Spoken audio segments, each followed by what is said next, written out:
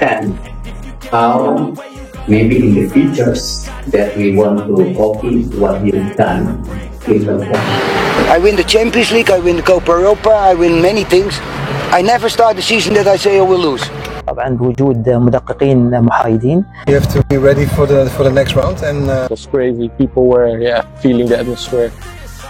Info lengkap dan update timnas hari ini.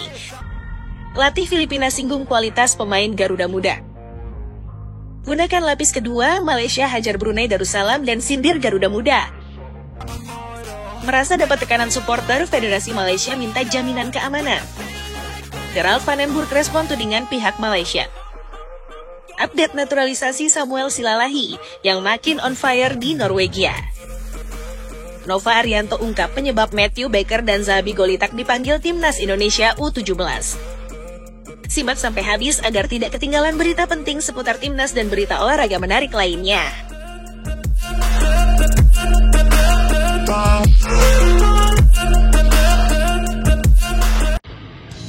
Gunakan lapis kedua, Malaysia hajar Brunei Darussalam dan sindir Garuda Muda.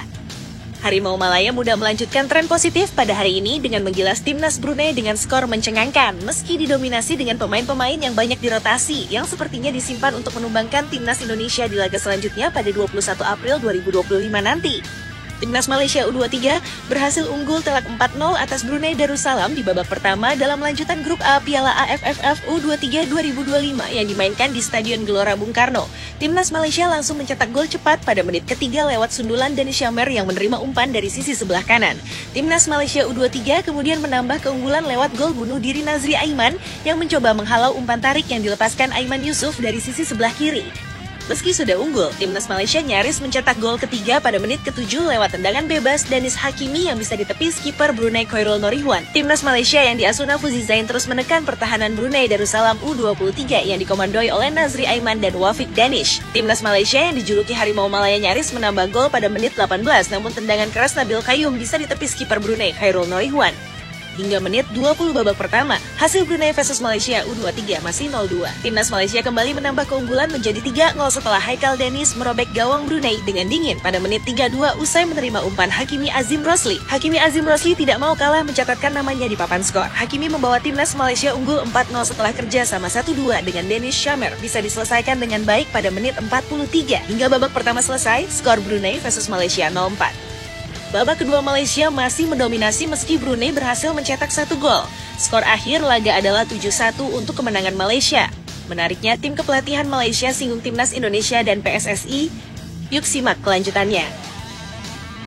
Merasa dapat tekanan supporter, Federasi Malaysia minta jaminan keamanan. Federasi Sepak Bola Malaysia FAM tampaknya tidak bisa tidur nyenyak menjelang Piala AFF U23 2025. Bayangan ribuan supporter Indonesia yang memenuhi Stadion Utama Gelora Bung Karno, Jakarta pada 21 Juli nanti seolah menjadi mimpi buruk yang menghantui mereka setiap malam. Bahkan sebelum satu tendangan pun dilakukan, Malaysia sudah buru-buru meminta jaminan keamanan kepada PSSI. Ya, mereka takut jikalau Harimau Malaya Muda pulang dengan kemenangan dari Jakarta. Lalu apa yang akan terjadi setelah itu? Sekjen Federasi Sepak Bola Malaysia, Nur Azman Rahman, mengakui bahwa keamanan timnas Malaysia U23 menjadi fokus serius mereka jelang tampil di Indonesia. FAM sudah melakukan persiapan dengan PSSI agar turnamen berjalan lancar. Tim kami sudah mendapat jaminan keamanan selama berada di sana, ujarnya dengan nada lega, seolah sudah membayangkan ketegangan panas ketika ribuan supporter Indonesia bersorak di setiap momen pertandingan. Ketakutan mereka bukan tanpa alasan. Momen panas pernah terjadi pada September 2019 saat Malaysia mengalahkan Indonesia 2-3 di GBK pada kualifikasi Piala Dunia 2022. Saat itu, supporter Malaysia sempat terjebak di stadion hingga pemain mereka pulang dikawal rantis polisi. Kini, bayangkan jika Malaysia kembali menang di Jakarta di tengah ribuan supporter Garuda Muda yang sedang membara. Apa yang akan terjadi? Malaysia sepertinya benar-benar ingin memastikan bahwa mereka bisa keluar stadion dengan selamat jika kembali membawa pulang kemenangan. Timnas Indonesia U23 dan Malaysia U23 memang sudah ditakdirkan bertemu dalam laga terakhir fase grup di GBK pada 21 Juli mendatang. Pertandingan ini diprediksi akan menjadi laga panas penentu juara grup, sebuah duel yang bukan hanya soal poin, tapi juga soal harga diri di hadapan puluhan ribu supporter fanatik Indonesia. Sementara itu, Brunei Darussalam dan Filipina juga berada di grup A, namun publik tahu laga sesungguhnya adalah Indonesia melawan Malaysia, duel klasik yang selalu syarat gengsi dan emosi. PSSI sendiri telah memberi jaminan keamanan bagi timnas Malaysia U23 selama berjuang di Piala AFF U23 2025. Hal itu pun juga telah ditegaskan oleh Sekretaris Jenderal FA Malaysia Nur Azman Rahman beberapa waktu lalu. Sementara itu, pelatih timnas Malaysia U23 Nafuzi Zain memastikan tekanan supporter tidak akan mempengaruhi fokus anak asuhnya saat menghadapi persaingan di kejuaraan Piala AFF U23 2025. Menjelang kejuaraan yang bakal berlangsung pada 15 hingga 29 Juli 2025 itu, timnas Malaysia U23 diharapkan tidak terpengaruh dengan sentimen dari pihak eksternal selama menggelar pemusatan latihan. Nafuzi Zain mengatakan pihaknya lebih ingin fokus untuk mematangkan persiapan. Bahkan, kata pelatih berusia 46 tahun itu, tampil di hadapan ribuan supporter bakal menjadi hal yang menarik bagi Harimau Malaya Muda. Bagi saya, lebih baik fokus ke tim dari segi persiapan, mental, fisik, dan kepercayaan diri untuk tampil. Menurut saya, bermain di hadapan ribuan supporter merupakan hal yang menarik, ujar Nafuzi Zain. Menurut Nafuzi Zain, suasana pertandingan yang dihadiri banyak supporter malah akan meningkatkan atmosfer. Sejauh ini, persiapan Harimau Malaya Muda sudah sesuai dengan rencana yang dirancang tim pelatih. Sebagai pemain, dengan atmosfer seperti itu, saya rasa tidak mempengaruhi persiapan. Hari pertama berjalan lancar sesuai rencana dengan kehadiran para pemain, kata ex-pelatih Kedah Darul Aman KDA. Selain itu, dia juga merasa gembira dengan semangat yang sejauh ini diperlihatkan anak asuhnya. Menurut dia, ini menjadi modal berharga bagi timnas Malaysia U23 untuk tampil maksimal di Piala AFF U23 2025. Para pemain sangat bersemangat dan antusias, saya senang melihatnya. Terima kasih kepada semua tim yang telah memberi saya kesempatan untuk mengikuti turnamen ini, ujar Nafuzi Zain. Di ajang Piala AFF U23, timnas Malaysia U23 sebetulnya belum bisa berbicara banyak. Dari total 4 partisipasi, pencapaian terbaiknya hanyalah menempati peringkat keempat, yakni pada edisi 2005 dan 2023. Ambisi besar Harimau Malaya untuk menjuarai Piala AFF U23 pertamanya ini bisa menjadi ancaman serius bagi timnas Indonesia U23. Skuad Garuda Muda bakal dapat tantangan ketat sejak fase penyisihan.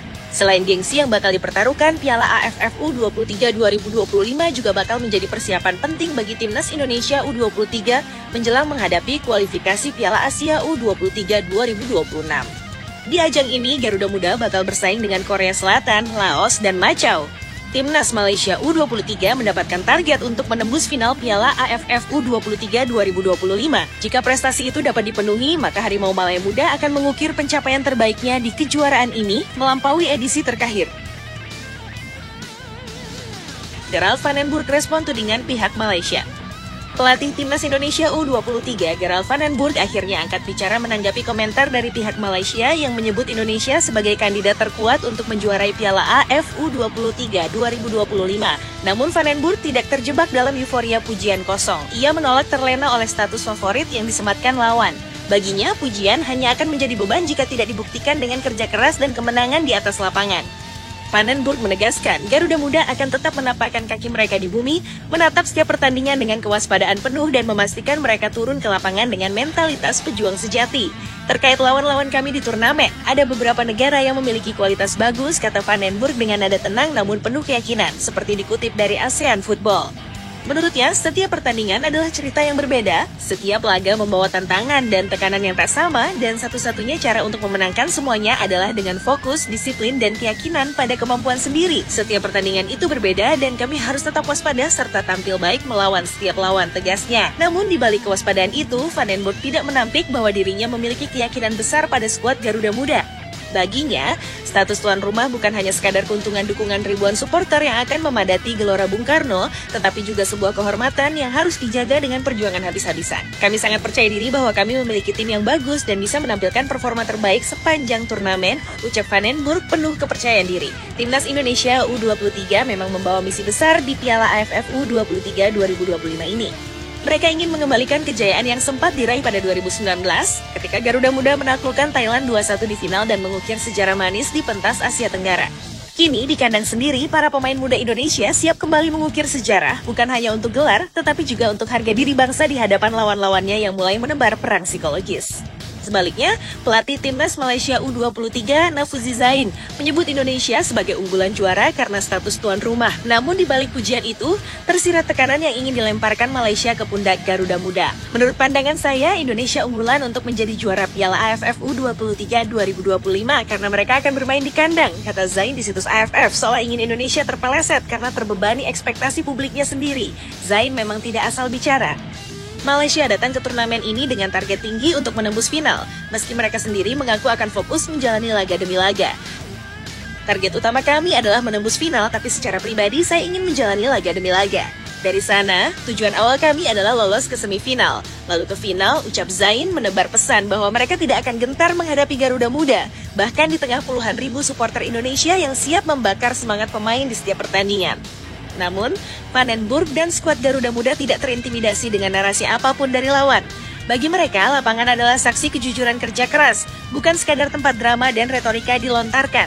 Di tengah panasnya tensi rivalitas Indonesia-Malaysia, Garuda Muda tetap menjaga fokus, menjaga kondisi fisik dan mental, serta mematangkan taktik untuk setiap lawan yang akan dihadapi, termasuk Malaysia yang terus mencoba menggoyang fokus Indonesia dengan tekanan psikologis.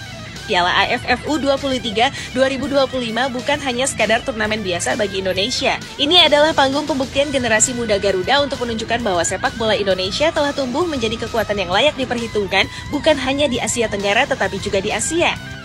Dukungan penuh supporter akan menjadi bahan bakar semangat mereka, tetapi kemenangan hanya bisa diraih jika para pemain tetap fokus dan disiplin dalam menjalani setiap laga. Kini, tinggal menghitung hari sebelum Garuda Muda turun ke lapangan untuk memulai perjuangan di Piala AFF U23 2025. Apakah mereka akan membuktikan diri sebagai favorit sejati yang sanggup mengangkat trofi di depan publiknya sendiri? Ataukah tekanan sebagai tuan rumah akan menjadi bumerang yang membuat mereka terpeleset? Satu hal yang pasti, Van den Burg dan anak asuhnya tidak ingin bicara banyak. Mereka ingin membuktikan segalanya di atas lapangan. Latih Filipina singgung kualitas pemain Garuda Muda. Seperti yang kita ketahui, hari ini Timnas U23 Indonesia menghadapi Filipina U23 dalam lanjutan Piala AFF U23 2025. Menariknya, sebelum laga panas tadi malam di Gelora Bung Karno, pelatih Filipina U23 Gareth McPherson begitu percaya diri. Ya, hanya beberapa jam sebelum duel lawan Garuda Muda, ia masih menebar optimisme tinggi, memamerkan betapa timnya sangat antusias menantang Indonesia di depan puluhan ribu supporter fanatik merah putih. Maklum, Filipina baru saja membuat kejutan besar dengan membungkam Malaysia 2-0. Kemenangan yang membuat McPherson semakin berani bersuara lantang, bahkan sempat menyentil kualitas pemain Garuda Muda. Kami sudah tidak sabar menghadapi mereka. Indonesia punya pemain-pemain yang pernah main di timnas senior, tapi kami juga sedang dalam kondisi terbaik, katanya dengan wajah penuh keyakinan di lapangan AGBK. Sehari sebelum laga, ia mengaku Indonesia akan sulit dikalahkan, apalagi setelah menghancurkan Brunei dengan skor 8-0 di laga pembuka. Namun McPherson tampak tak gentar. Mereka kuat, mereka produktif, tapi kami tidak datang ke sini untuk bertamasya, ujarnya. Kepercayaan diri McPherson bukan tanpa alasan. Setelah mengalahkan Malaysia, ia merasa timnya sedang on fire dan bisa menantang siapa saja, termasuk Jens Raven dan kawan-kawan. Kami lebih fokus pada kekompakan tim dan sistem permainan sendiri.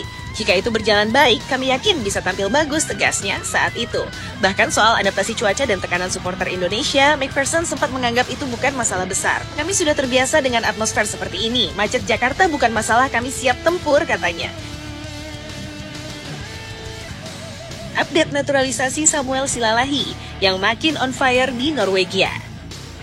Di saat PSSI dan publik sepak bola Indonesia sibuk membicarakan pemain-pemain keturunan yang akan dinaturalisasi untuk memperkuat Garuda, diam-diam satu nama mencuri sorotan jauh di utara Eropa, tepatnya di Norwegia. Namanya Samuel Silalahi, pemain muda keturunan Indonesia yang kini sedang on fire bersama Strømsgodset, menembus ketatnya persaingan Liga Norwegia dan perlahan menapaki tangga menuju panggung sepak bola Eropa yang lebih besar. Di level timnas Indonesia, berita soal naturalisasi pemain keturunan memang sedang ramai. Tim U17 di bawah asuhan Nova Arianto bahkan memanggil 9 pemain keturunan untuk mengikuti TC di Bali, dan di level senior, kabar berhembus kencang bahwa PSSI akan memproses naturalisasi 4 pemain keturunan. Semua mata tertuju pada nama-nama yang sudah akrab di media. Namun di antara semua itu, satu nama masih luput dari radar federasi, Samuel Silalahi. Meski belum dilirik PSSI, Samuel tidak berhenti menorehkan prestasi dan bukti nyata di lapangan. Samuel yang kini sudah menembus tim utama Strømsgodset tampil dengan mental baja, beradaptasi dengan kerasnya Liga Skandinavia yang terkenal tidak mudah bagi pemain muda. Musim ini, seperti tercatat di Transfermarkt, Samuel telah bermain dalam 7 pertandingan dengan total 165 menit. Bukan sekadar duduk di bangku cadangan, Samuel benar-benar diberi kepercayaan untuk tampil. Bahkan pada 30 Juni 2025 lalu, ia dimainkan sebagai winger kanan selama 73 menit dalam laga melawan Vålerenga. Meskipun timnya kalah 0-2, penampilan Samuel menjadi sorotan. Media Norwegia Nettavisen memuji akselerasinya yang hampir berbuah penalti untuk Strømsgodset. Tepat sebelum jeda, Strømsgodset hampir mendapatkan hadiah penalti ketika Samuel Silalahi menembus pertahanan lawan. Dari tayangan TV, seharusnya itu pelanggaran, namun wasit tidak memberi hadiah penalti, tulis media tersebut. kecepatan, keberanian, dan kreativitas Samuel di lapangan membuktikan bahwa darah Indonesia yang mengalir di nadinya tidak bisa dipandang sebelah mata. Karier Samuel di Norwegia semakin bersinar. Tidak hanya di level klub, Samuel juga mendapatkan panggilan untuk memperkuat tim U20 Norwegia, menjadi bagian dari generasi emas sepak bola Norwegia yang sedang menanjak di Eropa. Ia mendapat panggilan kedua untuk membela Norwegia di turnamen di Mesir, bersama negara-negara seperti tuan rumah Mesir, Arab Saudi, dan Korea Selatan sebagai bagian dari persiapan Piala Dunia U20 2025 di Chile. Sebelumnya pada Maret 2025, Samuel sudah mencatatkan debut bersama Norwegia U20 dalam laga melawan Uzbekistan U20, dimainkan sebagai gelandang serang dalam skema 4-2-3-1, ditempatkan di belakang trio Daniel Braut, Nuna Norheim, dan Martin Hoheim Elveseter. Ia bermain 45 menit di babak pertama sebelum diganti, namun kepercayaan dari pelatih Bjorn Johansson menandakan satu hal, Samuel adalah talenta masa depan yang terus mereka pantau, bahkan berpotensi menjadi bagian dari skuad senior Norwegia jika PSSI terlambat bergerak. Bayangkan jika Samuel terus bersinar di Norwegia, bukan tidak mungkin ia akan menjadi rekan setim Erling Haaland di masa depan. Saat itu, mungkin Indonesia hanya bisa menatap layar kaca, menyesali kesempatan emas yang terlewat untuk membawa pulang talenta yang sebenarnya berdarah merah putih ini. Di tengah euforia pembicaraan naturalisasi di Indonesia, Samuel menunjukkan bahwa dia tidak membutuhkan sorotan media untuk tetap fokus pada kariernya. Ia bekerja keras di setiap sesi latihan, membuktikan diri dengan performa nyata di atas lapangan dan mencatatkan namanya dalam daftar pemain muda potensial di Norwegia. Ia tidak menunggu dipanggil, dia bekerja keras agar pantas dipanggil. Pertanyaannya sekarang, sampai kapan PSSI akan menutup mata? Apakah federasi siap kehilangan talenta yang sudah teruji di Eropa hanya karena lambat mengambil keputusan? Ataukah Garuda Muda akan memiliki sosok winger lincah dengan mental Eropa, siap menebar ancaman kepada pertahanan lawan di Piala Asia U23 atau bahkan level senior? Nova Arianto ungkap penyebab Matthew Baker dan Zahabi Golitak dipanggil Timnas Indonesia U17. Gelombang pertanyaan memenuhi media sosial sepak bola tanah air sejak daftar 34 pemain Timnas Indonesia U17 untuk TC di Bali diumumkan. Di antara nama-nama diaspora baru yang memikat dan wajah-wajah muda penuh harapan, dua nama yang begitu dicintai publik justru tak terlihat, Matthew Baker dan Zahabi Goli.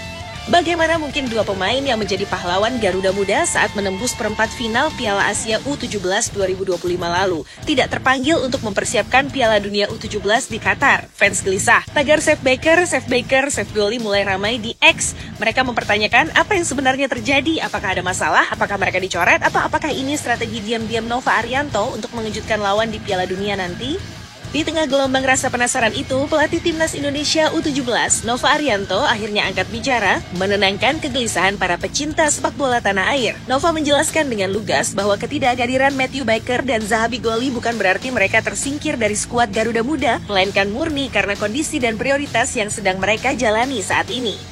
Laker masih ada kegiatan bersama klubnya, Melbourne City U18, dan kemungkinan dia baru akan bergabung di awal bulan Agustus. Jelas Nova dengan nada tenang, mencoba meyakinkan publik bahwa talenta muda ini masih akan menjadi bagian penting dari tim. Sementara itu, Zahabi Goli saat ini tengah fokus bersama Liga Indonesia All-Star dalam Piala Presiden 2025, turnamen yang juga penting untuk pengembangan mental bertanding Goli sebelum terjun ke ajang sekelas Piala Dunia. Zahabi akan fokus terlebih dahulu di Piala Presiden 2025. Nanti setelah itu baru kami evaluasi lagi, sambung Nova, ex-asisten Shin Tae-yong yang kini mengemban tugas besar, memimpin Garuda Muda di panggung dunia. Nova menegaskan bahwa pintu Timnas Indonesia U17 tetap terbuka lebar untuk kedua pemain tersebut. Saat ini, fokus Nova adalah membangun fondasi tim dengan kerangka awal 34 pemain yang telah dipanggil. Dan promosi degradasi pemain masih akan terjadi demi menemukan skuad terbaik sebelum keberangkatan ke Qatar. Dengan demikian, Baker dan Goli tetap berpeluang besar kembali bergabung untuk membela Merah Putih di Piala Dunia U17 2025 nanti. Sementara publik masih mencemaskan absennya Baker dan Goli, Nova Arianto diam-diam tengah meracik kekuatan baru Garuda Muda. Sebanyak 9 pemain diaspora baru telah dipanggil membawa darah segar, teknik Eropa, dan mental kompetitif internasional ke dalam tubuh Timnas U17. 5 pemain dari Belanda, seperti Frank Muller, Willem II Tilburg, Deston Hoop, Floris de Pagatar SC Telstar, Noah Pohan SNAC Breda, dan Jonah Geiling FC Emmen akan bergabung membawa aroma sepak bola Belanda ke latihan Garuda Muda. Tak hanya itu, pemain diaspora lainnya seperti Eizer Jacob Tanjung Sydney FC Shea Australia, Lionel Detro US Cita di Palermo Italia, Azadin Ayub Elverum FC Shea Norwegia, dan Nicolas Rosenborg BK Norwegia akan bergabung menambah kedalaman skuad dan memberikan warna baru pada permainan timnas U17. Nova percaya kehadiran mereka akan meningkatkan kualitas teknis dan mental tim, sekaligus memacu pemain lokal untuk bersaing sehat memperebutkan tempat di skuad utama. Piala Dunia U17 2025 yang akan digelar di Qatar pada 3-27 November sudah di depan mata. Timnas Indonesia U17 tergabung di grup H bersama raksasa Brasil, Honduras, dan Zambia. Ini bukan grup yang mudah, ini adalah panggung besar yang akan menguji nyali dan kapasitas setiap pemain muda Indonesia yang bermimpi mengharumkan nama bangsa. Publik mungkin masih penasaran dan menunggu kepastian soal Baker dan Goli. Namun Nova Arianto hanya memiliki satu jawaban, fokus pada proses, fokus pada persiapan, dan fokus pada misi besar membawa Garuda Muda berbicara di panggung dunia. Semua pemain yang memiliki kualitas dan komitmen pasti akan kami panggil. Kami butuh pemain yang siap bukan hanya secara fisik, tetapi juga mental untuk bermain di Piala Dunia, tegas Nova menutup penjelasannya. Kini, saatnya publik mendukung Garuda Muda dengan penuh semangat. Saatnya percaya pada proses yang sedang dibangun Nova Arianto dan tim pelatih. Saatnya menatap ke depan dengan keyakinan bahwa Baker dan Goli akan kembali lebih kuat, lebih tajam, dan lebih siap untuk mengejutkan dunia di Qatar nanti.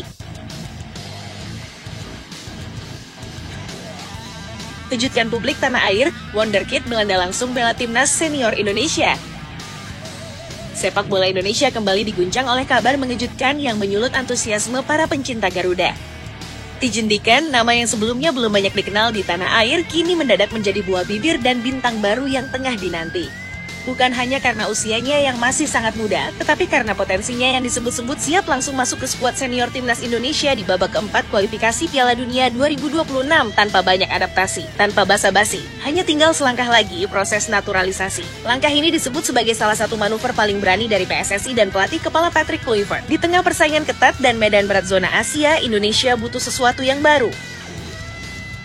Butuh pemain yang tak hanya punya darah Indonesia, tapi juga punya kualitas Eropa. Dan Tijen Diken adalah jawaban dari doa itu. Lahir di kota 's-Hertogenbosch, Belanda, pada 3 Maret 2004, Diken tumbuh dalam sistem akademi sepak bola yang dikenal disiplin, kompetitif, dan syarat kualitas. Saat ini, ia memperkuat FC Den Bosch U21, klub yang telah banyak melahirkan pemain profesional dan menjadi jembatan menuju pentas besar sepak bola Eropa. Namun Diken bukan sekadar produk akademi biasa. Ia adalah permata tersembunyi berdarah Indonesia, warisan dari kakek neneknya yang berasal dari tanah air. Berusia 21 tahun, Diken berada pada fase emas perkembangan karir. Dengan tinggi 178 cm, ia memiliki postur ideal untuk posisi gelandang bertahan maupun bek tengah.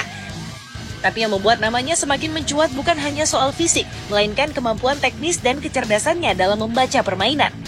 Ia mampu menjaga ketenangan di bawah tekanan, akurat dalam distribusi bola, dan tangguh dalam duel 1 lawan 1.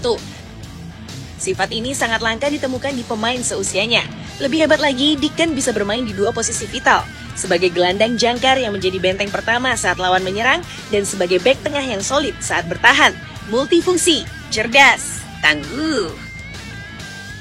Tipe pemain seperti inilah yang dicari pelatih seperti Kluivert yang menerapkan gaya bermain menyerang dengan tekanan tinggi dan penguasaan bola agresif. Tak heran jika banyak yang menyebut Diken sebagai calon Sandy Walsh berikutnya. Sosok pemain diaspora yang datang bukan hanya dengan semangat nasionalisme, tetapi juga dengan skill dan pengalaman dari sistem sepak bola mapan. Jika Diken mampu beradaptasi secepat yang diperkirakan, bukan tidak mungkin ia akan langsung menjadi pesaing inti di lini belakang atau bahkan jadi tandem sempurna bagi Ivar Jenner di lini tengah. PSSI sendiri sedang gencar memperluas peta pencarian pemain diaspora. Dalam 2 tahun terakhir, strategi ini terbukti sukses. Nama-nama seperti Jordi Amat, Shane Petinama, Rafael Struijk, dan lainnya telah membuktikan bahwa naturalisasi bukan sekadar solusi instan, tapi juga investasi masa depan. Dan kini, publik menantikan apakah Diken akan menjadi nama besar berikutnya yang memperkuat merah putih. Menariknya, beberapa laporan menyebut bahwa Diken bisa langsung masuk skuad kualifikasi Piala Dunia 26 jika proses administrasi naturalisasinya rampung sebelum putaran keempat dimulai. Hal ini tentu menjadi kejutan besar. Banyak pemain butuh waktu berbulan-bulan untuk beradaptasi, memahami ritme sepak bola Asia, dan menyatu dengan taktik pelatih. Tapi untuk Diken, semua sinyal menunjukkan kesiapan penuh. Ia tidak hanya dinilai cocok, tapi dianggap sudah siap tempur. Bayangkan jika dalam laga-laga berat melawan tim sekelas Jepang, Korea Selatan, atau Iran, timnas Indonesia punya pemain muda Eropa yang mampu mengawal lini belakang dengan ketenangan khas Belanda. Bayangkan juga jika Diken dengan kecerdasan distribusinya mampu membuka ruang bagi winger cepat Indonesia seperti Witan Sulaiman atau Marcelino Ferdinand. Maka Garuda bukan hanya siap terbang, tapi siap menyengat siapapun yang menghalangi. Yang membuat kehadiran Diken makin dinantikan adalah usianya yang baru 21 tahun. Ini bukan sekadar transfer instan untuk tujuan jangka pendek. Ini adalah proyek jangka panjang, sebuah investasi untuk 5-10 tahun ke depan. Jika dibina dengan baik, Diken bisa menjadi kapten masa depan, atau bahkan ikon baru sepak bola Indonesia yang punya reputasi di level internasional. Kini, semua mata tertuju pada proses naturalisasinya. Akankah ia benar-benar bergabung sebelum ronde keempat dimulai? Apakah Patrick Kluivert akan langsung memberinya tempat di skuad utama? Ataukah ia akan dijadikan senjata rahasia dalam pertandingan besar nanti? Satu hal yang pasti, Tijeng Diken bukan lagi sekadar rumor. Ia adalah harapan nyata, sebuah potensi emas yang bisa mengubah wajah timnas Indonesia untuk selamanya. Dan jika proses ini sukses, maka tak hanya publik Indonesia yang bersorak, tetapi juga seluruh peta sepak bola Asia yang harus mulai memandang Garuda dengan lebih waspada.